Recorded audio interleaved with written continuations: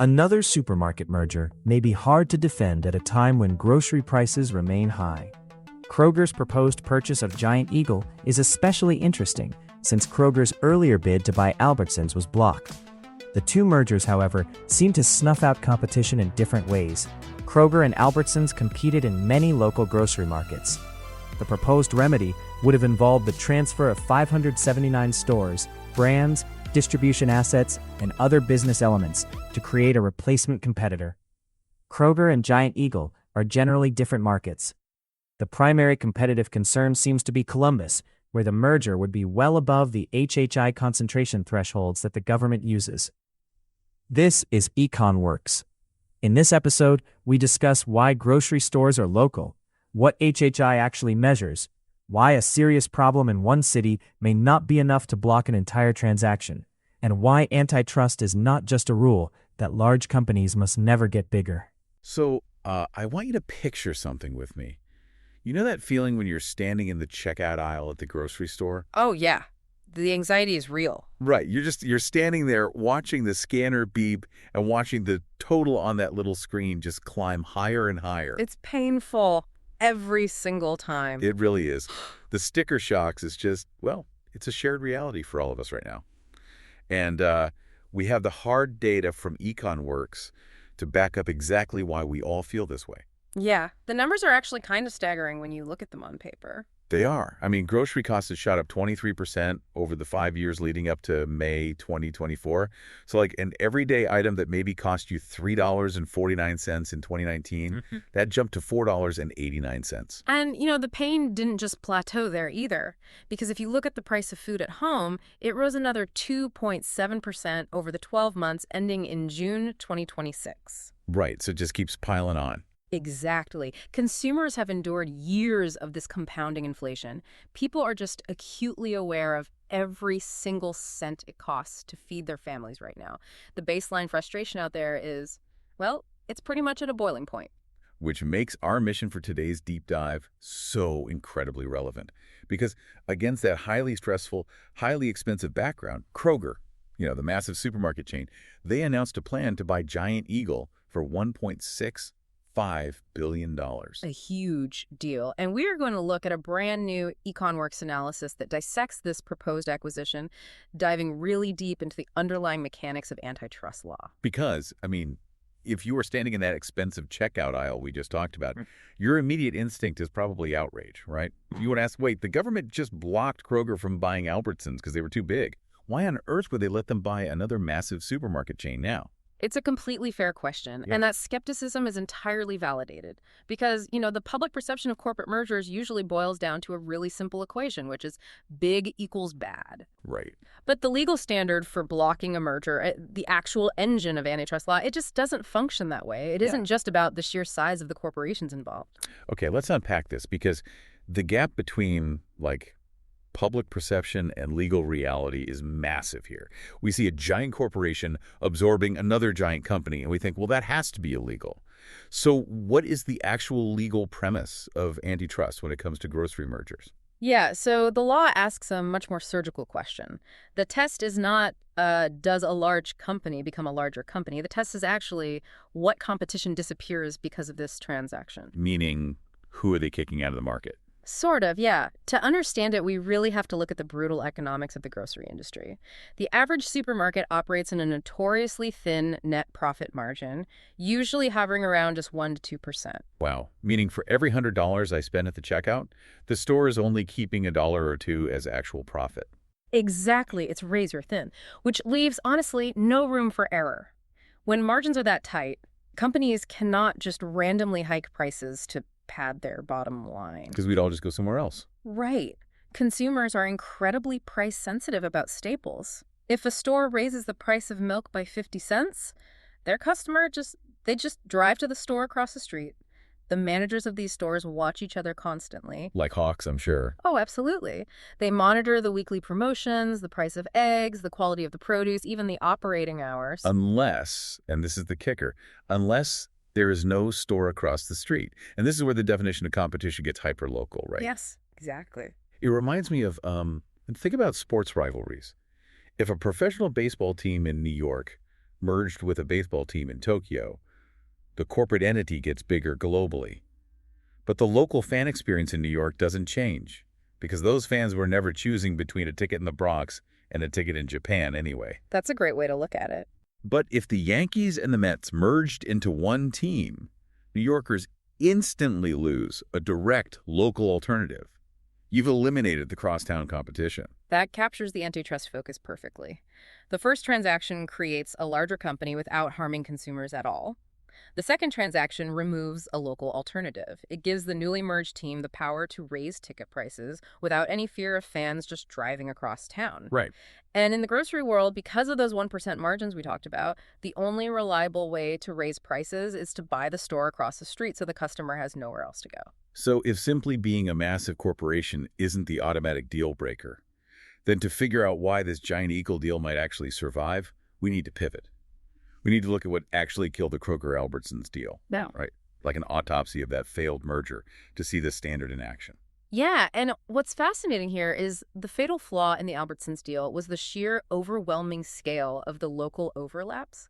The government argued that Kroger and Albertsons competed directly in neighborhood after neighborhood across the entire country. They were the Yankees and the Mets in dozens of different cities simultaneously. Precisely. And Kroger knew this was a problem. They didn't just walk into court blindly, you know. They brought a proposed solution offering this massive divestiture package to try and fix those overlaps. With like a sell-off. Exactly. They offered to sell off 579 stores to a third party to theoretically keep competition alive in roughly 30 states. And that package, it was huge. It included 96 Kroger stores, 483 Albertson stores, plus all the store banners, private label brands, distribution centers, and even internal operational systems. And the buyer they lined up for this massive grocery empire was a company called C&S Wholesale Grocers, right? Right. But wait, at the time of the proposal, didn't C&S only operate around 25 retail supermarkets? Yes, just about 25. Wait, so C&S had 25 stores, and they were suddenly supposed to absorb almost 600 scattered across the country. I mean, C&S is primarily a wholesale distributor. Yeah. Running a warehouse that ships pallets of canned goods is an entirely different universe than running 600 retail stores. It really is day and night. You're dealing with, fresh produce spoilage, managing union cashiers, tracking daily retail foot traffic. That sounds like asking a guy who runs a successful neighborhood of lemonade stand to suddenly take over a multinational beverage corporation. No wonder the court didn't buy it. The court shared your exact assessment of those logistics. The judge recognized this was not a clean sale of an intact, functioning regional chain. It was an attempt to construct a massive competitor out of thin air. Yeah, the EconWorks analysis calls this competitor reconstruction. Right. You take a scattered collection of assets, Yeah. Some permanent storefronts, some licensed brands, piecemeal distribution facilities. You hand them to a predominantly wholesale operator, and you just hope they can suddenly compete at a retail scale against the newly merged Kroger-Albertsons giant. Which is like trying to build Frankenstein's monster in the grocery aisle and hoping it knows how to stock the shelves before the produce goes bad. Exactly. The court concluded the risk to consumers was just too high. A reconstructed competitor lacks the established infrastructure to maintain the competitive intensity that existed before the merger. So Albertsons proved you can't just tape together a fake competitor across 30 states and expect a judge to go along with it. Which begs the obvious question, is Kroger trying to pull that exact same trick with Giant Eagle? Well, Because here's where it gets really interesting. Let's look at the geographic map for this new deal, because the sources indicate this map tells an entirely different story. it does. The geographic footprint is much, much cleaner this time.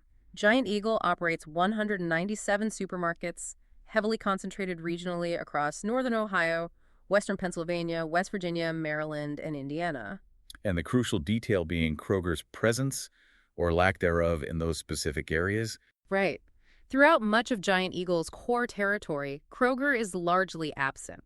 Acquiring Giant Eagle expands Kroger into several new regional markets without eliminating a Kroger store as an option for those local shoppers, simply because they weren't competing there in the first place. But grocery shopping is fundamentally a local exercise. Yeah. I mean, the national map is useless for antitrust. Even a map of a whole state is too broad. You aren't driving across Pennsylvania for a carton of eggs. You're definitely not. Regulators examine microscopic trade areas around individual stores. They analyze driving distances, natural boundaries like rivers or highways, and traffic patterns. They basically want to know if this specific grocery store raised the price of eggs by 50 cents, would customers realistically switch to the store down the street? Which brings up a fascinating flaw in how we usually measure distance, specifically those store locator searches you might do on your phone. The EconWorks piece noted a really interesting anomaly in the early analysis of this deal. Oh, the digital maps issue. Yeah. There were reports identifying possible overlaps between Kroger and Giant Eagle in Ohio cities like Akron, Canton, and Mansfield. Right. But those early reports turned out to be false alarms based on digital geography rather than physical reality. It all comes down to how consumer-facing directories define the word near. If you search for a store near Mansfield, a digital directory might return locations 30, 40, or even 60 miles away. So for you, the listener, if a store locator app says a competitor is 40 miles away, technically that store exists in the physical world, but practically, you aren't packing a cooler and driving 40 miles down the interstate just to buy frozen peas. No one's doing that. Right. So a broad digital search invents competitive problems where the companies do not actually meet. This means the regulators have to zoom in all the way to your specific neighborhood, right? Yeah, exactly. I mean, Kroger actually left the Akron-Canton market decades ago. Combining them with Giant Eagle in that region removes absolutely zero competition. So regulators have to zoom in past the state map, past the regional map, all the way down to the neighborhood level to find actual harm. So the map is mostly clean. They mostly operate in different neighborhoods. Mm-hmm. But there is always a catch in these massive corporate deals, and there is one glaring exception on this map where they absolutely do operate in the same neighborhoods, Columbus, Ohio. Yes. After filtering out all the false alarms, Columbus was the only major metropolitan overlap that clearly remained. But it is a highly significant one. The regulators can't just walk into a courtroom and say, the vibes in Columbus are bad, you have too many stores.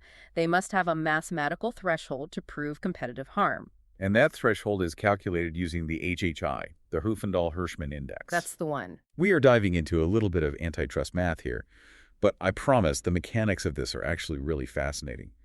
It's essentially a concentration score, right? A metric the government uses to describe how dominated a market is by a few large players. Exactly. To calculate the HHI, you take the market share of every competitor in a specific market, you square that percentage, and you add all those squared numbers together. A low score means sales are spread out evenly among lots of smaller competitors. A high score means a few big firms control almost everything. Wait, why square the numbers, though? Why not just add up the market shares? 100% of a market is 100% of a market. Squaring the numbers acts as a mathematical alarm bell for inequality. Let's say a market has 10 stores, and they each have exactly 10% of the market. If you square 10, you get 100. Add that up for all 10 stores, and your total HHI score is 1,000. Okay, so that's a highly competitive, healthy market. Right. But imagine a scenario where one mega store dominates with 90% of the market, and 10 tiny stores each have 1%. When you square 90, you get 8,100. Squaring exponentially punishes the score when one single player gets too big. It highlights the real danger of market dominance. That makes perfect sense. So what constitutes a dangerous score? Well, under the 2023 U.S. merger guidelines, any market with a total HHI score over 1,800 is officially considered highly concentrated. Furthermore, if a proposed merger increases that score by more than 100 points in an already highly concentrated market, it creates a legal presumption that competition will be substantially reduced. The 100-point increase is the tripwire. So what does this all mean? Let's run the actual numbers for Columbus from the EconWorks analysis. Kroger is already the dominant force there with an estimated market share of 43%. Giant Eagle holds a much smaller but still meaningful share of roughly 6.5%. And to round out the local landscape, Walmart sits at 18.8% and Meijer is at 8%. Yeah, and to find out how much the HHI will increase when Kroger absorbs Giant Eagle, there is a simple mathematical shortcut. You just multiply their two market shares together and then multiply by 2. Okay, so if you plug Kroger's massive 43% share and Giant Eagle's 6.5% into the government's formula, the index spikes by nearly 560 points, 559 to be exact.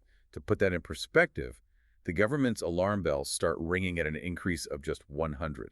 They are more than 5 times over the tripwire. If we connect this to the bigger picture, the total score is even more alarming.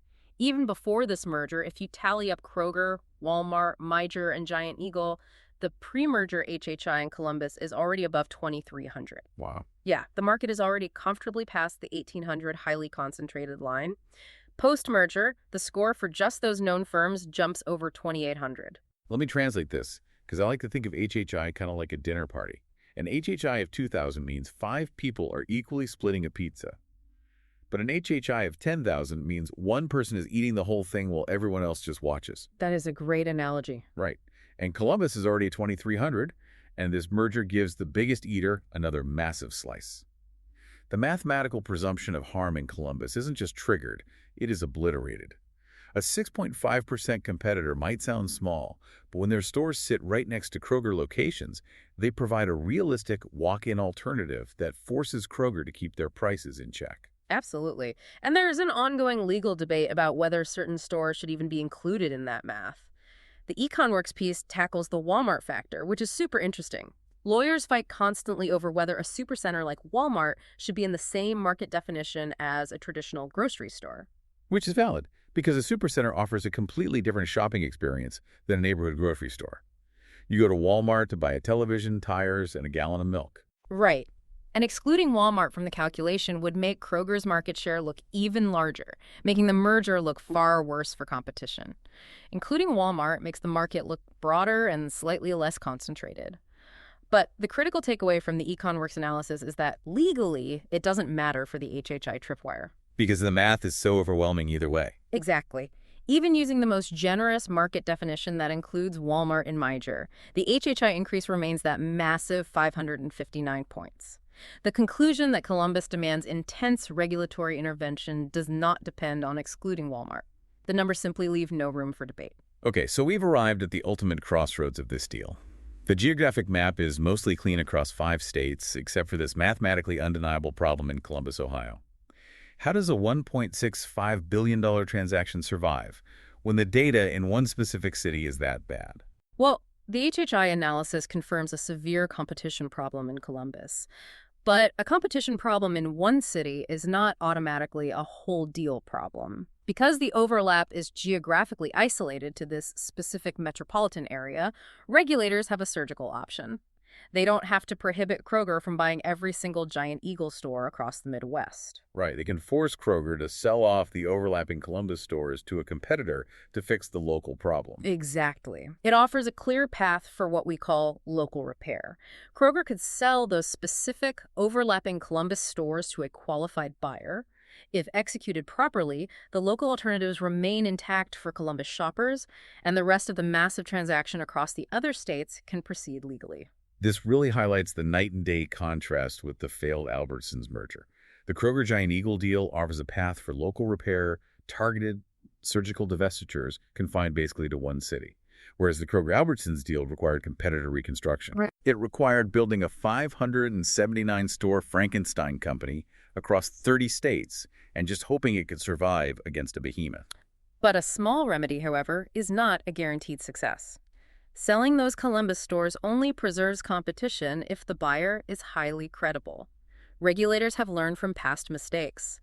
The new buyer needs the capital, established supply chains, dense distribution networks, and the retail expertise to keep those specific stores competitive. You cannot just sell them to a logistics company and hope they figure out how to rotate produce. Exactly. This raises an important question about whoever buys those Columbus stores.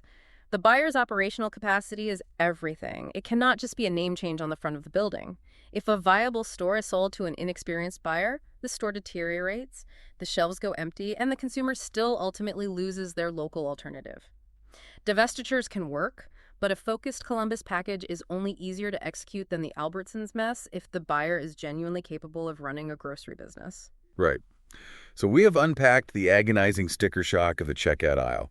We've navigated the hyper-local geography of antitrust, and we've decoded the exponential math of the HHI.